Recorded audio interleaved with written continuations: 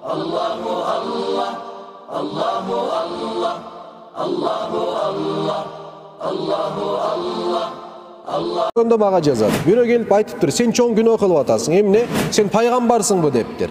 Эмнеге десе, сен атың Расулу дейт. Болсо бирөө келип айтыптыр, сен атың Наби, Набини өзгөрт дейт. Наби деген ат бар, бизде Наби деген. Эмне дейт, өзгөрт деп атат бул Наби деген исимди. Эмнеге десе, пайгамбардын исми болбойт дейт, бул күнөө арам болот дейт. Жок.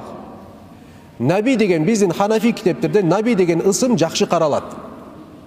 Набинин бир гана элчи деген мааниси эмес. Набинин эмне? Урматтоочу деген да мааниси бар. Түшүнүктүбү? Расул да ошондой. Ар-Расул десе башканда пайгамбар болот. Ошондуктан бул маселеге келгенде өзүбүздүн ой пикирибизди айтпай эле коелу.